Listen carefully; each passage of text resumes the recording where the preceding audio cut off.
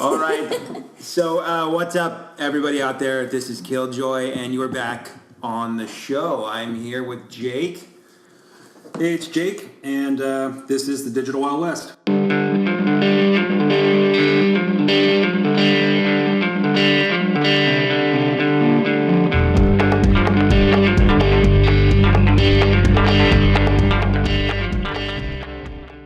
All right, thanks for joining us today. And as you know, on the Digital Wild West, we interview startups. And this week we are interviewing Taka and, Natalie. Yeah, I'm horrible with names.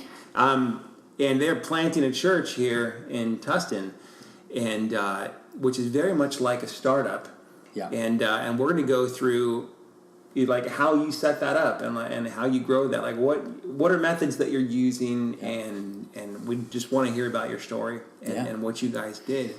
So you could first just give us like what is it? What are you guys setting up? Yeah, go ahead. So we're planting a church in Tustin, California, like you said, and we honestly, it all kind of started because we were in a transition and we were trying to figure out what we wanted to do with our lives, and we just had already worked at a church in the past, and we felt like we had so much inside of us that we were just trying to make a decision, like do we go to another church and try to go into leadership there, or do we start something from scratch?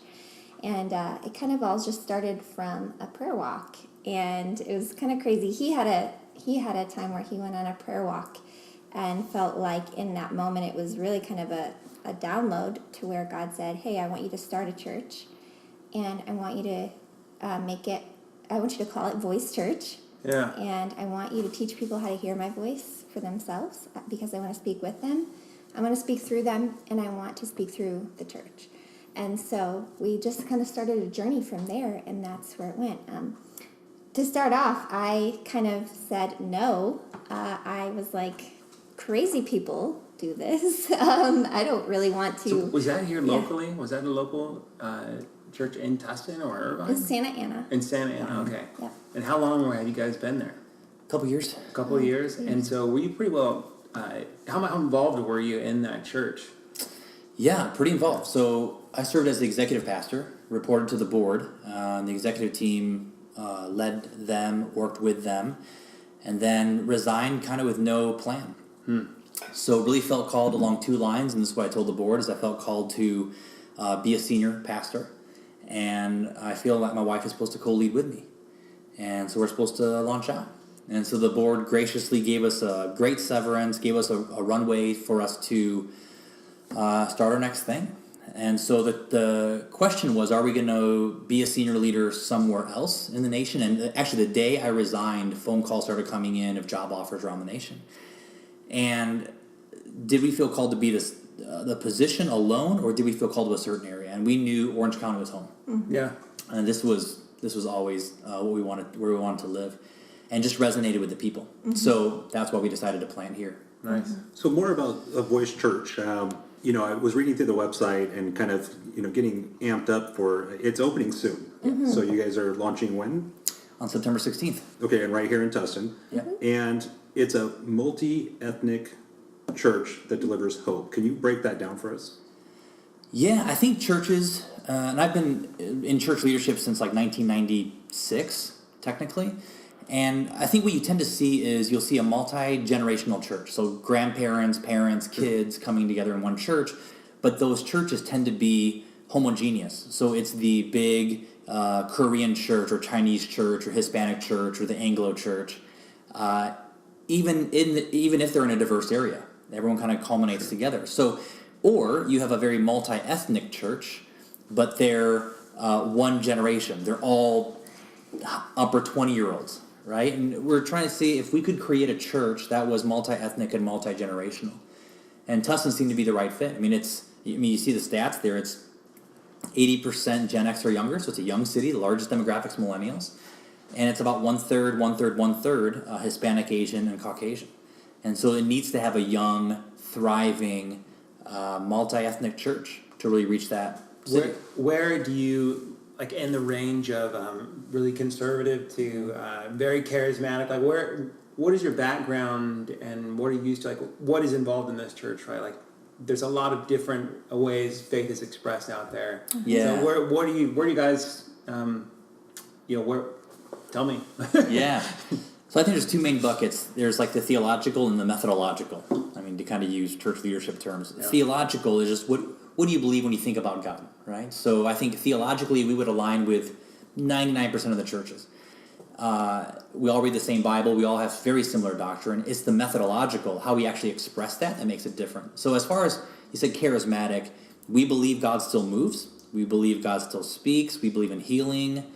But we don't believe that prophecy needs to be someone speaking in old English and telling you that, thus saith the Lord, you should drive a purple minivan, and we don't believe that prosperity or faith needs to believe that, I'm going to pray and God's going to give me a Cadillac. Yeah. Right? So sometimes God calls you and speaks and says, give your life, move to Africa. So does that kind of make sense? That does. Yeah. In fact, it's funny because I was just driving my son out to college in Phoenix, and I passed through Blythe, and there was a Calvary Chapel out there, and I was like, I wonder who the guy was who was like, I'm sending you to Blythe. No. I'd maybe rather go to Africa than to Blythe. It's interesting where suddenly you get sent, right? Yeah. So here's what I think. I think when you look at the New Testament, kind of the beginning of the early church, right? And there were people that were totally unchurched that were drawn to it like a magnet. And the church leaders, kind of religious leaders, were always ticked off. But the way they did church attracted unbelievers.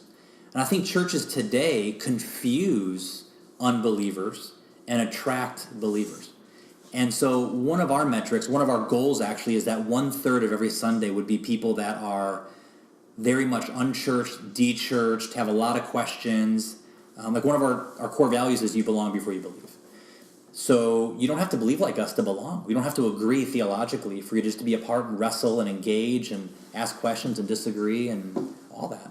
So talking about the different types of people that are coming to church, how will you do your outreach? Like, what are you thinking for marketing? What are you thinking for, is it all youth outreach? Could you explain some of that stuff? Yeah, you want to?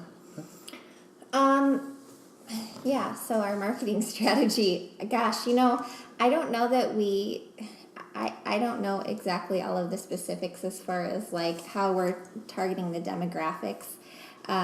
So I actually just am the one who kind of writes our social media content and schedules it out. So you actually might be better to explain like how we're doing that and who we're reaching out. Well, do you find social media to be a big part of it? I mean, it's kind of interesting phenomena, technology, that exists now prior. Like you can listen to podcasts of pastors. Yeah. Every pastor's putting all of their stuff online. Yeah. And there's personalities developing out there.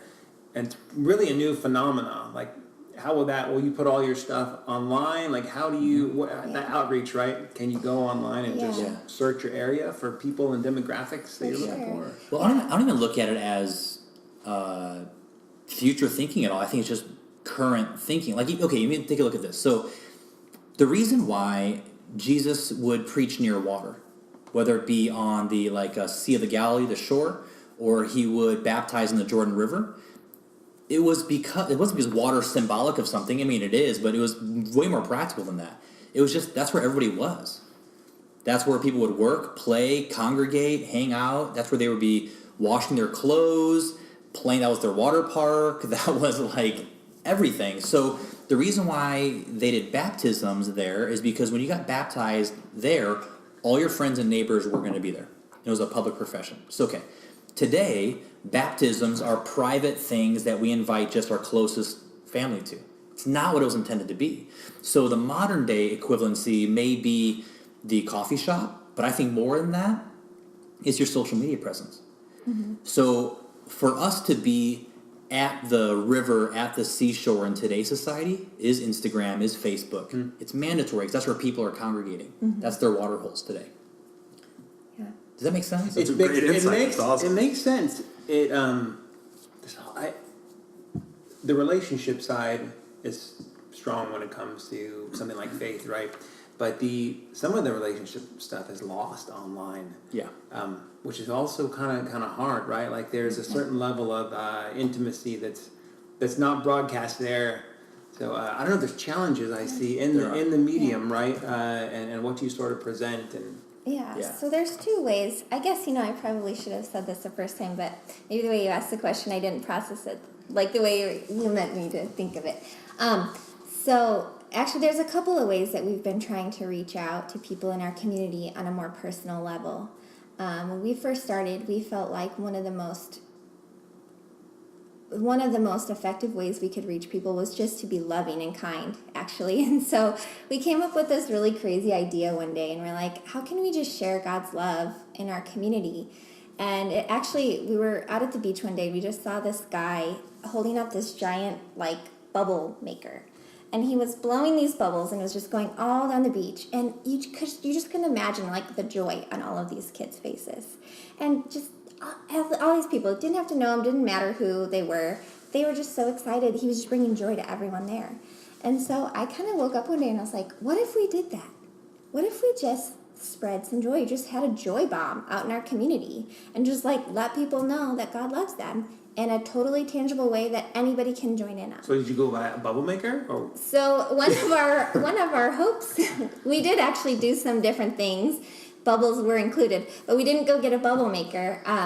We just did some community events where we just gave away some free stuff, and bubbles were one of those things we did give away. We went to the chili cook-off and we just gave out bubbles to 800 little kids. Yeah, it's awesome. And just blew the bubbles and gave them out to as many people as we could. So joy bombs were one of our big things we wanted to do, to just spread some love around the community.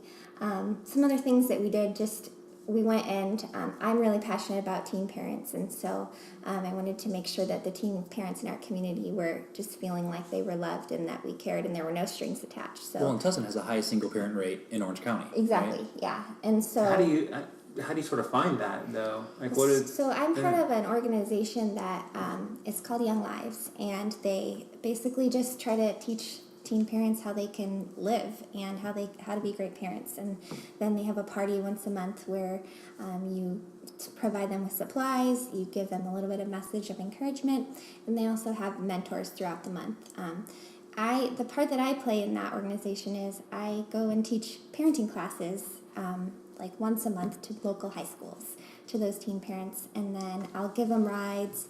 And then we decided we wanted to sponsor one of these parties, and so what we did was we all just got together and got as much food and diapers and all the baby costly wash, stuff. everything. Yeah, we just gave them. We had, I think it came out to 36 bags of stuffed full of groceries and a huge gift basket for each one of those parents that just had, like I said, baby wash, baby powder, baby wipes, diapers for their baby's size, anything they could want or need in that time. And so we just decided we were going to just spread joy, and there's no strings attached, just straight love. And so just being How'd they able, respond? I mean, what people were? It was amazing. They were crying and they were so happy. And It was 37 teen adults or teen parents. Yeah, we had a lot of people respond and say that they didn't know how they were going to feed their baby that month. Yeah. And they didn't know how they were going to eat that month. And we were able to provide a tangible need for them. And I think that, when you tell people about God, you can tell them, you can meet their spiritual need, but oftentimes if their physical needs aren't met, they can't even process or hear about His love.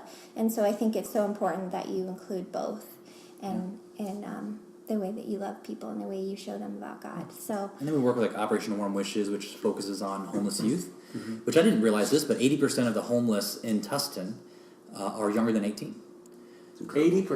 80%. Yeah. Especially for Tustin, I guess. For You don't Tustin. think homeless in Tustin. Right. There's a corridor, kind of Newport, Red Hill, all right along the 5. So they and live on the freeway there, or? They live in motels and kind of wherever they can get by, or sleep on El Camino. Wow. You'll probably see them in Old Town, on the bench and that kind of thing. So I think there's a couple ways to look at evangelism. There's the attractional model, and then there's what we would more align with is more the incarnational missional, right? So attractional would be pass out flyers. If you do a backpack drive, make sure you press releases and make sure everyone knows about it. Let the news know. And Jesus said, if if your right hand does some good, don't let your left hand know about it. Let's just do the good for good's sake. And that's what we're talking about social media. It can be marketing, or it can be what you actually are. Does that make sense? And so incarnational missional is, look, what would Jesus do if Jesus were in the city? And just do that. Yeah. And that may mean you have less money to buy moving lights and haze and all that kind of stuff, which is fine. Like, people that come to our launch or come to our Sunday experience, we're not going to have the greatest tech, because we made a value decision that if we buy less lights, we can sponsor more teen parents. Yeah. And we'd rather do that, because I couldn't imagine being 16, a junior in high school, and trying to raise a kid without help. Or just Yeah. get a shower or have a lunch.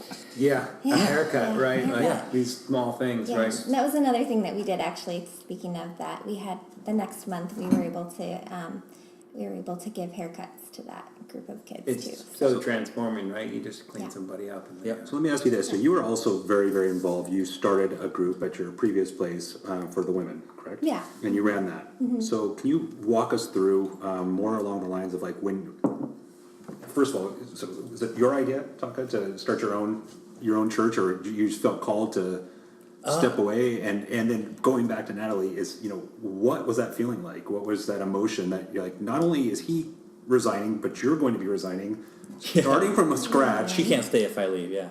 And how does that work? Yeah. Well, I think there were two separate things. So resigning was one thing, and there was no plan to start anything at that point. It's almost like dating someone while you're thinking about, having marriage struggles. It's like, no, finish one thing before you start the next thing. You know what I mean? So wasn't looking for a job, just felt like I have a core belief that everything is seasonal. Everything is seasonal, right? Whether that be 100 years, but 100 years from now, none of us will be doing what we're doing right now. We probably would be dead. So, right? So everything is seasonal, but when someone outlasts their season, what could be a natural transition becomes a divorce, a messy divorce. So I felt like our season was coming to an end. We did what we could at our prior church, and it was our time. We started to not fit anymore. Okay. And it just wasn't going to be a good thing, so we resigned. And then when we started looking at Tustin and why, God, do you have us here, and looking at the stats, we're going, you know what? Not only, it wasn't a matter of do we want to plant a church. It was like someone has to do something. And I think we have the skill set and experience, relationships that we might fail. There's a good chance that we're going to fail. But what if we don't? Yeah, we just felt like we were at, honestly, kind of when I saw the statistics, I actually started crying, because when I saw that it was 1/3 Asian, 1/3 Hispanic, and 1/3 Caucasian, obviously we're a biracial family, and you kind of look between the two cities and you think, okay, well, Irvine is like 65% Asian, Santa Ana, it's like 80% Hispanic, and then you have Tustin right in the center. And I almost just, every time we're in Tustin, I'm like, why do we always feel like we're at home? Well, because we kind of fit, like we are Tustin. We're obviously biracial. Yeah. But our friendship circles are literally about a third Asian, third white, third Hispanic. Yeah. So It's pretty crazy. He's a Gen X and I'm a millennial, so like we're like It's very the age, the controversial. stage. Oh, Yeah. So I know what we shouldn't really probably work, right? But no, we do. But yeah. So I think for me, kind of going back to that too, like how did we know and how did I become okay with it? If you're okay with me going. Yeah, absolutely. from there. Please. Yeah. So like I kind of mentioned earlier, when he first brought it up, I said, like, heck to the no, I do not want to do that. Crazy people start things up, like, how are we going to support our family? How does this even work? We got to raise money. I can't even ask people to like borrow their eggs, if I need to make cookies, like how am I going to ask them for money? And You have how many kids? 2. we have 2 kids. Which is another stress factor, I imagine, in Yeah. that, right? 2 But kids. a good thing is Orange Yeah. County is super cheap Super to live. cheap. Yeah, so that's true. a plus. Yeah. Yeah. So at first I was like, no. And then I remember him just saying, well, will you at least just pray about this? And I was like, dang it. Yeah. I should have done that in the first place, but I will. And so then again, I think all these things happen on prayer walks, but so then I went out and I just started praying, and he actually had just gone off to go climb up to Everest Base Camp that week when we were trying to make a decision. Wait, Everest, like real Everest? Yeah, real Everest. You were on a real Everest. Real Everest. Yeah, I had the trip planned like 8 months earlier. Yeah. So he's off on a mountaintop experience. Literally. Yeah, okay. Yeah, and I literally remember like God kind of saying to me, so you don't want to plant a church, but yet you married a person who loves adventure and actually was created for it. You know, he's up literally on one of the tallest mountains in the world. Was it all the dead bodies up there? You're like, how did this guy I can end beat up? them. Yeah. Yeah. And so I just kind of felt like God was like, if you put him in a situation where he's going to have to go be the status quo in some other thing where somebody else made the rules and whatever, he's going to die. You know, that's not what he's made to do. And so I was like, dang it, you're so right. And then and then he kind of brought to memory some things about myself as well, like you had mentioned. I kind of have a thing for startups too. I started a women's ministry at our old church, and I actually did kind of have to, you know, raise the funds for that as well, and plan it from start to finish, raise up the volunteers, and, you know, do all the marketing and the, you know, design and everything like that. I had to get that all figured out, and I really loved it and enjoyed it, and so I actually kind of thought, you know, maybe it's not just him, maybe it's me too, and I think we're really made for this. Who is in your core group? Like, it's you got like what? There's probably a little larger team, right? Could you sort of break us down how's that working? Yeah, so for us, we don't have the terminology of core.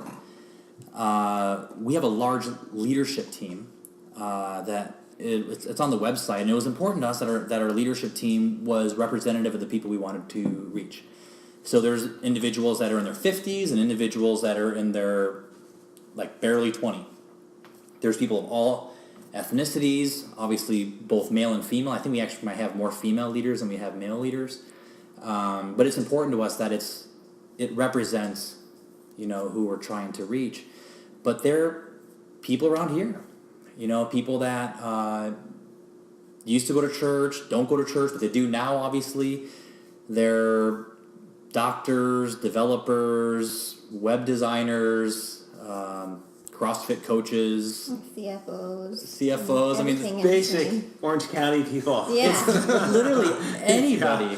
Yeah. College students. students. You know, it's kind of everybody. And our whole goal is, I think what I've seen in church leadership is it's easy for us to go, you know, Jake, here's what I need you to do for me. Here's what I need you to do for the church, and here's the spiritual gifts test you take, and it'll tell you should you be an usher or a greeter or, you know, here at the church, and that's not the approach we take at all. Do those exist? Yeah, and that's the way a lot of churches do spiritual gifts tests. It's like You got usher all over Yeah. you. Not usher, not usher, the not the, usher. the result of Get your around the test is, soundboard. you know, the result of the test is here's where you can serve the church.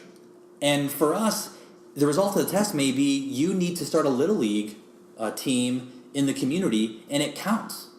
Like you serving at the local elementary school counts just as much as greeting on a Sunday morning, right? So for us, we start from the point of what are you passionate about? Like you're uniquely God designed, so what are you passionate about? What ticks you off about the world? What do you get excited about? And then what are you good at? Like what's your natural advantage, you know? And then how do we get you in the center of your strengths and passion zone, but outside your comfort zone? That is that missional thinking too, in that, Yeah. right? The way that works. And so we believe that if everyone is in that area, outside or in their strength zone, but outside their comfort zone, that all the bases will be covered. And so you have on the launch team, on the leadership team, are people in that zone. And so there are local people from all over Orange County, LA County, and then there's a bunch of people that moved from the Midwest or the South or whatever. So I think probably 12, 14 people have moved here from out of state to be a part of the launch team.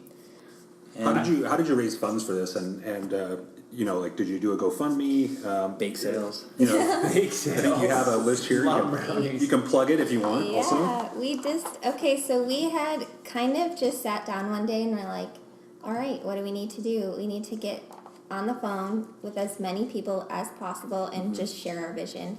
And not try to make a sales pitch, but really share our vision and why we're doing this.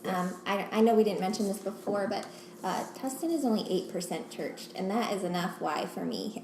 You know, That really shocks me. Yeah. That statistic for Tustin. I mean, I guess I don't think that of Orange County. Like you tend to think there's just so much kind of Yeah. faith and conservatism in this area. So Well, the crazy thing is, 8% if you're to say, name me churches in Irvine, Costa Mesa, Newport, There's church Orange, roads Anaheim, everywhere. everywhere, totally. But then Tustin, We counted 14 14 total churches. in Tustin. And even if every single one of them were a mega church, you wouldn't reach everyone in that Yeah, city. yeah. And they're not. We know that for a fact. So, And we're not trying to get people from other churches in Tustin. No. The people that, put it this way, the people that go to the 100-year-old church in Tustin will not like our service. They need to stay at their 100, stay at that service because, it's just a win for everybody. So a couple questions on that. So it's interesting. I was watching the video you have online of the church you guys are using is it the Tustin Community Center? the community center. Which is located in the mall or In the in? marketplace. So a couple Yeah. things in there, just in that you earlier speaking to being out where the people are, Yeah. and it's interesting to connect that to a mall, and that your guys are meeting there, and seeing that, to me, I was like going, this is it was a large facility, Yeah. larger than what I see as a church plant. Yeah. I was kind of wondering, like, how big is how many people are meeting on Sundays now, and I don't know, can you sort of address some of those things? Why there? Yeah. And sort of what your current state is there with getting people in. Yeah, so why it's there is because kind of the three spheres of life, kind of work, play, and eat. Where you eat, work, and play, right? And we feel like you'll travel a long distance for work, you'll commute. But you're not going to commute to where you play, you're not going to commute to where you eat. Where you play and eat is your community. It's where you build relationships and that kind of thing. There are quite a few people in Tustin that go to church, but not in Tustin. They'll commute to places, 30, 40 minutes on a Sunday, which 30, 40 minutes on a Sunday, you guys know, it's an hour plus Wednesday at 7 p.m. Yeah. Right? So what we believe is you can't commute to community. So how do you create, especially in a town like Tustin that loves Tustin? Like Tustin people love Tustin in a way that people in Irvine don't love Irvine. It's really unique, Yeah, right? it's unique. There's a town pride to it. So, like Irvine's not having a chili cook-off and having too many volunteers, right? So, so we wanted to be where people eat and play, and for us, there's no question it had to be the marketplace. Now the thing is, it's impossible to be in the marketplace unless there's a miracle. And so, I mean, by God's grace, it was a crazy miracle, but we're in markets and we really shouldn't be for a lot of reasons.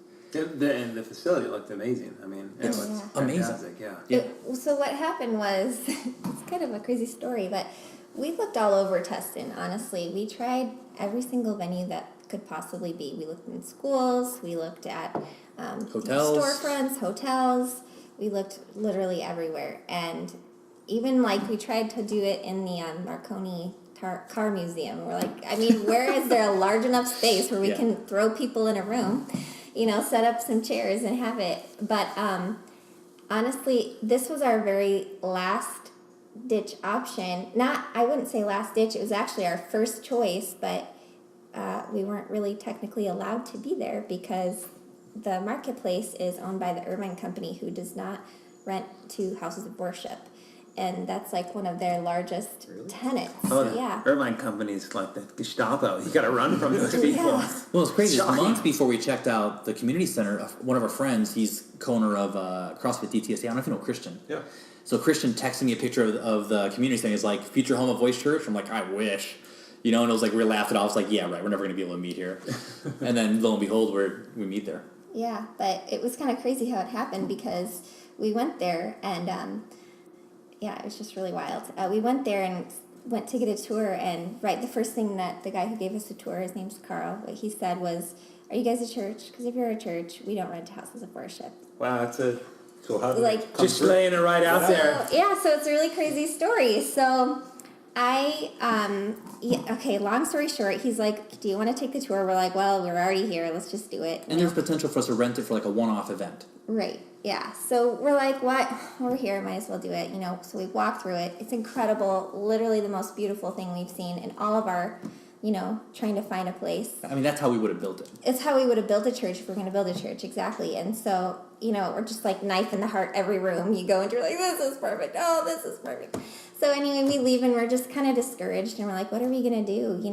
There's nothing that will work in Tustin, but we know we're supposed to be in Tustin. So I kind of just had this hunch one day. I was like, after we left New Song, there was this one lady who came up to me. I'd never talked to her before. She came up to me the last day and was like, my husband and I would like to grab dinner with you. And so I was like, sure. And I forgot about it, honestly. And after we went through the marketplace that day, I was like, oh my gosh, you know what? Just on a hunch, I'm just going to call her. We need to get together and have dinner. So we went and had dinner and just randomly they were asking us questions about the church and how everything was going, and we told him that we toured the marketplace and it was so beautiful, and he said, well, I'm a property manager at the Irvine Company. Just so happens. And so we were like, well, you want to try to get us in? And I didn't know that. Neither of us knew that. We were half joking though, because it's a policy. Right, it's a policy, and he's like, well, just let me see what I can do. It's just a line of text. Yeah, and so we get a call a couple of weeks later that just says, you're in. You're in. That is crazy. That you're in, and that the rest is kind of history. We're probably the first and probably the last church that the Irvine Company will ever rent to, but we have it for 6 months, and it's just enough to get us started. And so, Where's the location? It's the old Regal Theater at Marketplace. Okay, sure. And then they renovated it. That's crazy. Irvine Company dumped millions into it. It's beautiful. Looks like you're walking to the JW Marriott. Yeah, it looks like some downtown theater up in LA. So you got Rubio's downstairs too. yeah, Yeah, you got Rubio's. I'll check it out. We'll check it out. Starbucks, California Pizza we're there. Kitchen. Yeah. Yeah. So from this, you guys are starting this church, and what is the arc of we're starting a church to we're established, or maybe we're not going to start a church? How does that, how far do you go down the line, or I guess that's the question, right? It's we're going to start this thing, we're going to give ourselves 6 months, we've got this. At the end of 6 months, if we're not at this certain place, do we say, hey, we were just here to touch these people's lives, and then that season was gone, we're moving on to another one? Or what, I don't know, could you address some of that? What does growth and success feel like? Yeah, so obviously the goal is to be sustainable, which typically if a church launches well and becomes sustainable, there was a long season of church planting where 80+% of church plants would fail within the first year or two. And then of those, the vast majority of them would fail in the next 5 years. So actually, good friends of ours planted in Tustin, and they had a really hard time just a few years ago. And so, why the hard time? What did they? A lot of factors. Yeah. So with just like any kind of startup, if I take over a church today, say it's 1,000-person church, I take over, infrastructure's there, website, building, cash flow, accounting systems, policies, volunteers, everything's ready to go. You just lead. Yeah. You're able to kind of niche out as the lead pastor, president, kind of whatever what your role wants to be. In this context, you're everything. You're literally everything. You're starting from. So if you want to get. That is the startup, right? That is the startup. You're printing, these. Yeah. So I mean, if you want, say, we need to raise $400K. In order to raise $400K, you need to have your bank account. In order to have your bank account, you need to be approved as a business and a 501c3, which means you need to have a lawyer. Which means if you want to be approved as a 501c3 or incorporated, you need bylaws and trustees and a PO box, and so everything kind of dominoes to we need to start a year ago. Yeah, we're just trying to go in a facility, and we got to do what? There's a lot and you in the don't way. have a startup phase of seed money necessarily to burn through. Right. So your typical startup, you may be profitable after 2 to 3 years, but you're just burning through capital, right? And so we didn't have a chance to do that. We needed to raise funds, raise team, and also work out the operational side, where we're going to meet and trailer and truck and all that kind of stuff. So all that stuff takes a solid year to get done, and we're going at a fast clip. I'll tell you what, I've been in executive ministry for over a decade, and this is the hardest I've ever worked. How long has this been in process? When did, from the spark until now? Exactly a year. September 1. We officially totally pivoted last year, so about a year and 2 weeks. Yeah. Crazy.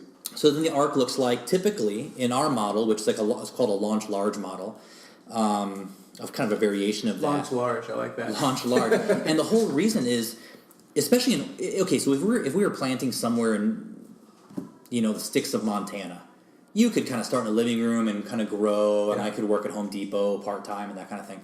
In Orange County, helicopter parent expects your kids' ministry from day one. They're not going to go, oh, my kids are playing in a really weird room. It's fine. I'll let you guys just church plant. They're going to want all the bells and whistles, and at minimum, I want my kid to be safe.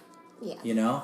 Not, and really, that's not even acceptable to just be safe. It needs to be awesome, cool, very educational, fun. All the things. The flannel graphs aren't there anymore. No. It's more like As crazy as it seems. Yeah. No. So in measuring all of that, because when you have limited resources, a couple things happen. One, scarcity brings clarity. So the scarcity of the moment brings clarity of what you actually value. But also there's a replacement piece, right? You can do anything, but you can't do everything. So if you do this, then you can't do this. And then what are those trade-offs? Because those will come down to, it's not about the thing you're buying or not buying. It comes down to what do we value? Or what do we say we value? And does our spending reflect what we say? Right? So that's kind of the arc we're on right now. Yeah. So kind of how it works is you launch, okay, backtrack. Your launch is typically 3 to 4 times your launch team.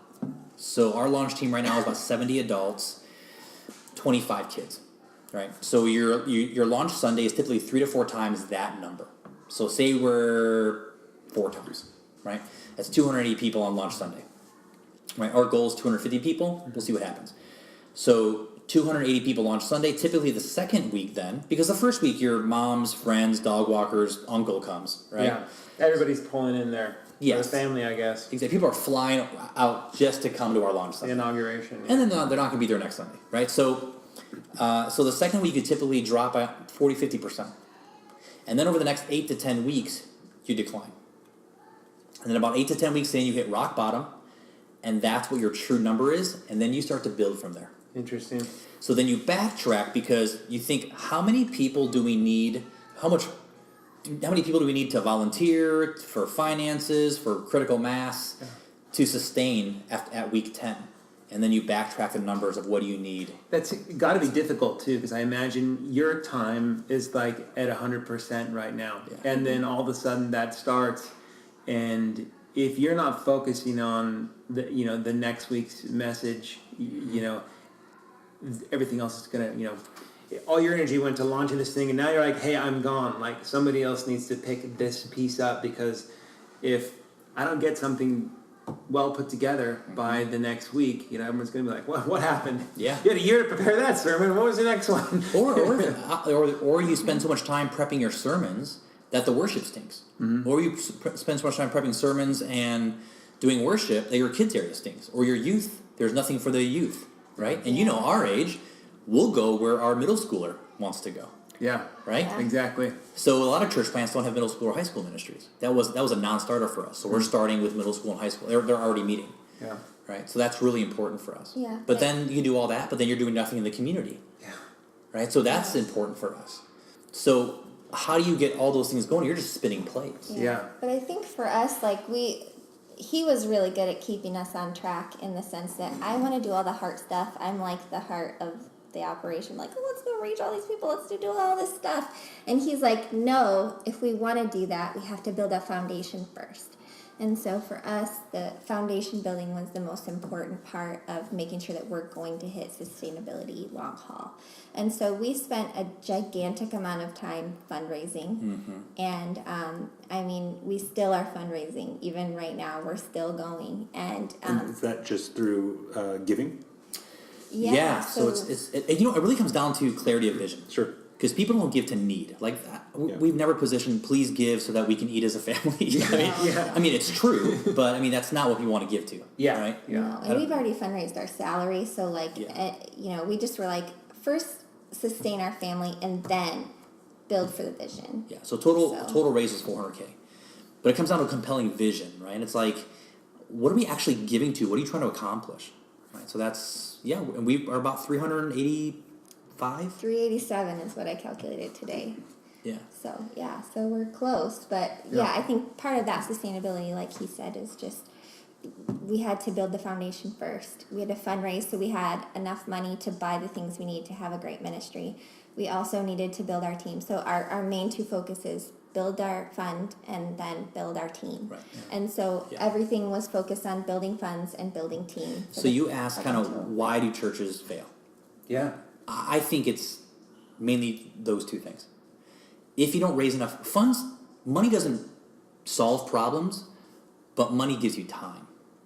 It gives you options, right, that you don't have otherwise. You want to have enough money to not have to worry about money, so you can actually do ministry, or right in your personal lives. So you don't want enough. There's enough money. There's a threshold that when we make enough money, then I can actually focus on being a good dad and a husband and just a human being. Yeah, now I can relax. Moment. Yes, Yeah. exactly. Yeah. So there's a threshold of how much money we needed so we can be a church.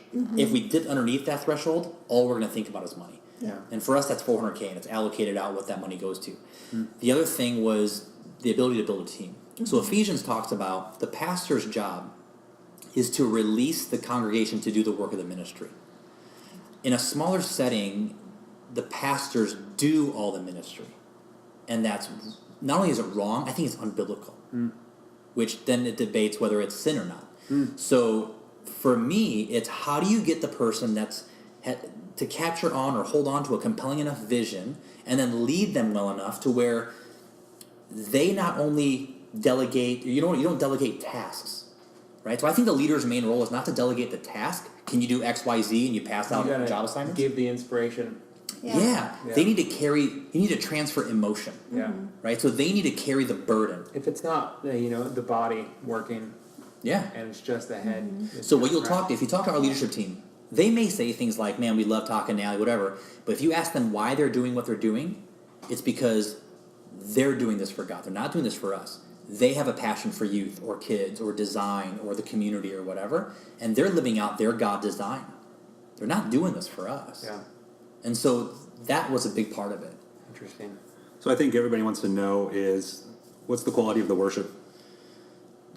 I mean, Do you have smoke machines and lasers? Will there be or fireworks? every 3 minutes. Yeah. No fireworks, no way. No, you know what's so funny is we can't even do haze. No. So because the particle detectors in the community center, we can't do haze. Yeah. Well, if you can't do haze, then there's no point in doing moving lights. Yeah. Because you can't see the You beams. can't see, So we were able to strip down and blame it on the community center. But it's actually a value of ours, right? Sure. So, Well, we're blessed. Our worship leader led worship at New Song, at Mariners. She's phenomenal. And for some reason, she resigned from her contracted worship there so she could volunteer and lead worship for us. What does the near future look like? Like once you launch, you kind of said that you'll kind of burn down on the audience, the attendance. Like, what do you see a year from now? Will you be at sustainability at that point, or are you seeing sustainability right at the 6 month mark? So typically, it takes 3 years to be sustainable. Okay. And I don't know if this is.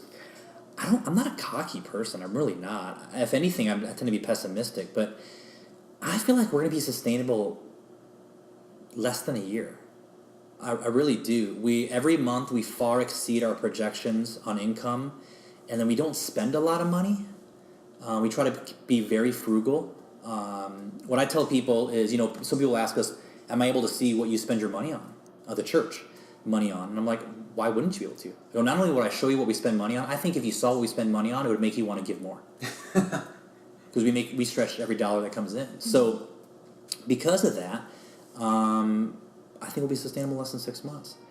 Then becomes that you can survive as a church. As far as size of the church goes, we really don't think about it too much.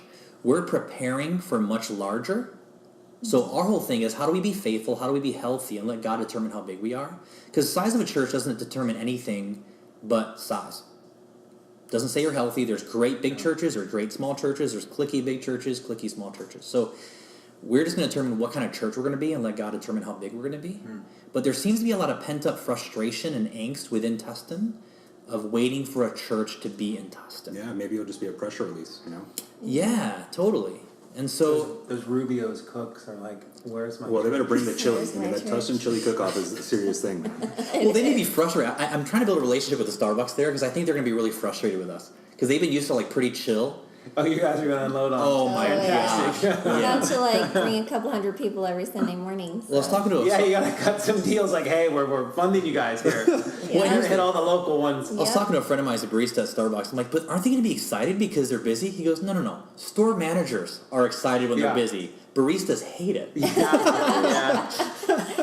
Well, guys, I want to seriously thank you for not only the faith lesson, but there's so many nuggets just in the startup situation that you're in. You're going through everything. You're kind of breaking down all your burn down rates, exposing all the secrets that I don't think I've even heard before. Where could people find your website, your Instagram, if you want to plug all that stuff? And then also, where can they donate? Yeah. So all information is at voice.church, www.voice.church. We are launching September 16th at the Marketplace in Tustin. As far as donate, I don't know if I would donate to us. I think if you're listening to this, I know it sounds weird. If you're listening to this, if you're part of a church, I would give to your church. If there's an elementary school near you or a middle school near you, I'm sure they have need.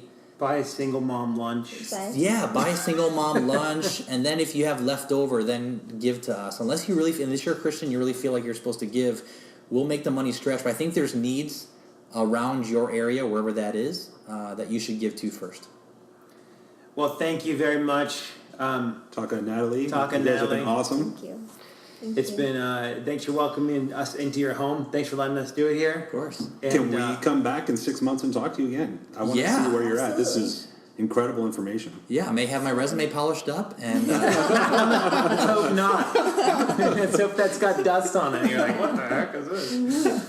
All right, well, you can catch the Digital Wild West everywhere that there is a podcast, except for Apple. KillJoy, what's Apple going on with is that? holding What is out going on with that? on our publication right now. So check us out on Spotify, on SoundCloud, on Anchor. Pocket Cast. We're everywhere. except for Basically Apple. every single, everything but Apple. Voice Church, we wish you guys the best. I can't wait for the open, and I look forward to catching back up with you both in 6 months. Maybe we'll bring in some of your leadership team. be awesome. Absolutely, that'd be Thank you so awesome. much, guys. Thanks. You. Thanks for having us.